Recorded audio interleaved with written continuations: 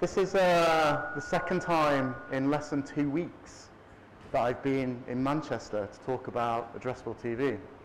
So clearly there's something going on here, but critically it also substantiates my ask to my boss to build a regional business up here as well. So thank you. So I just want to take a little bit of time to talk to you a little bit about Finecast. It's been something that's been developed over the past 18 months, but realistically it's actually been developed over the past 5 to 6, 7 years. Some of the integrations that we have with the broadcasters have taken years of work, taken lots of resource and lots of time.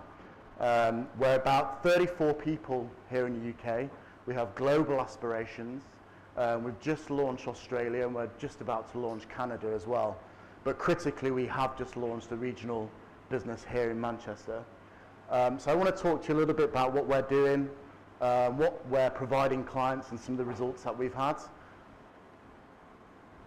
So Finecast, first and foremost, is we describe ourselves as an ecosystem business. So we provide Group M agencies and clients with a platform that allows them to plan, buy, and measure addressable TV campaigns. And we do that through developing partnerships. We think the future of TV is partnerships. And we work with the greatest content owners in the market, which in the UK is broadcasters. We work with demand, which for the most part is Group M agencies and clients, but increasingly non-Group M agencies and clients.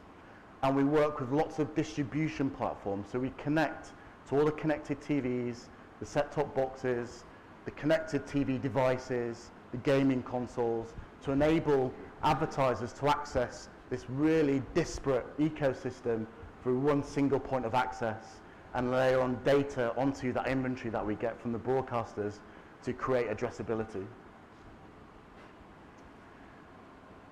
If we think about the UK TV landscape today, and we think about what that looks like 15 years ago.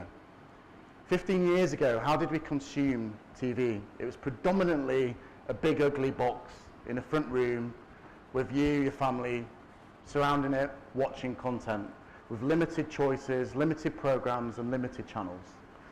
If you missed 15 minutes of a program, it was gone. The interesting thing, or the paradox here, is that for clients and advertisers, it was simple. It was a spot in Coronation Street that would reach 20 million people. If you fast forward to today, obviously as a consumer, the TV product from a consumer perspective has never been better.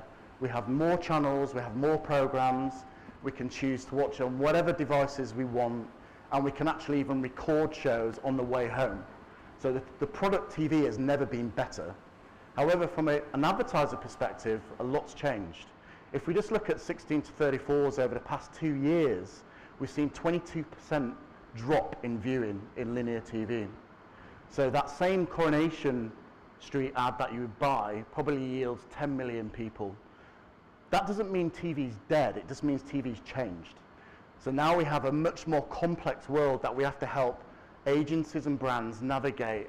And what Finecast does is we have a technology platform that connects all these pipes into one simple system, and you can use homogeneous data across that entire ecosystem to identify audiences that you really care about. So these are the products that we've developed. There's 3 of them. There's Finecast Go, which is our small screen solution. There's our our core product, which has been Finecast Addressable TV. And then we've got our all-screen product, which is addressability across all screens. But it's all underpinned by the same 3 pillars. It's quality content, which today from our perspective is primarily BVOD, but with some live streaming as well. So think of things like Sky Go, BT Sports. The advertising opportunity is still very much a TV advertising opportunity. It's TV ads in TV content. And it's using data. So primarily it's using offline, household level data and device data to really get down to the nitty-gritty of who you're targeting. But critical to all of this is the content in which we access. So we are a broadcaster-based business. And that's critical for us because broadcaster means quality. And I think a lot of people who come from the digital side of the world sometimes overlook that. And when you're buying broadcaster content, you're buying something that means that your ad has been viewed from 0 to 100. It's being viewed by a human. It's being viewed in its entirety, and its quality, emotive experience. What we've done over the past couple of months is really simplify data. So we have over 500 different data signals that we can use for planning and buying addressable TV campaigns. And what we've done is effectively standardize this into buckets and segments that everyone understands. So traditionally, linear TV was all about age and gender with some demographic data. But now we can actually go way beyond that, and we can actually get into some really granular, detailed data sets. So on the left-hand side, you can start to see some of the sources of data that go into some of these segments. So we've got big deals with companies like Experian, Axiom, Bliss, etc. We also have a lot of broadcaster deals where we deal with them not only in inventory but also in data as well. And now we have a myriad of different data sets that we can use for targeting. So things like location-based data, whereby you can target people who might have recently been to a restaurant, all the way through to things like purchase-based data. So using things like MasterCard transactional data to understand and identify households that are frequent purchasers of a particular product. These are some of the clients that we're working with. These are primarily clients within our Group M agencies.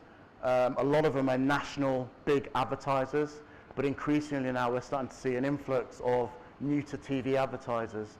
Those advertisers that couldn't traditionally use national TV because it was too cost ineffective and had too much waste attached to it. Whereas now they can access TV with little budgets, but also be super targeted in how they access TV. So these are just some of the data signals that we're currently accessing. So this is a simplified version of it. We have data sets that are applicable to the household. So typically owners of cars, lifestyle statements, right the way through to personal devices which are more one-to-one. So if you think about age and gender is something you can typically apply to an individual device. It's a personal device. It's not something you would typically apply at the household level because you've got a shared household and shared viewing. So what we have is basically over 500 different data signals that we can now use either at a household level, either at an individual level, or an all-screen level. Some of the use cases that we've seen over the past 18 months predominantly focuses around these four. So we see a lot of national advertisers using us as a means of getting incremental reach. We work with advertisers who, in some instances, spend 30 million quid a year on linear TV and are actually looking to sweat that extra 1-2% in terms of reach, i.e. those people that they can no longer reach on linear TV.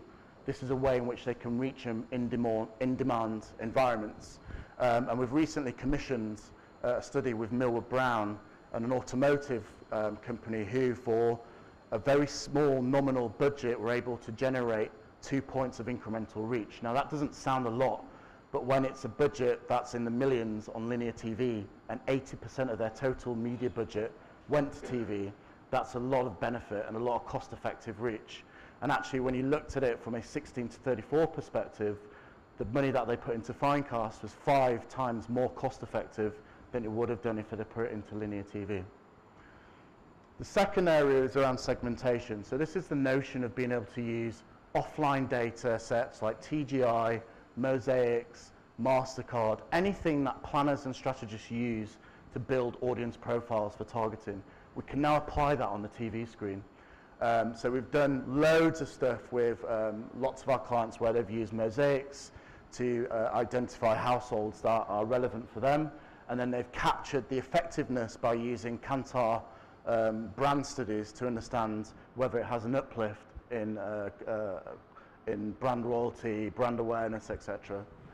And then the third area is hyper-targeting. So there's kind of two elements to this. So the biggest use case is retail and automotive, whereby they can identify their bricks and mortar location and target people within a specific drive time of that location.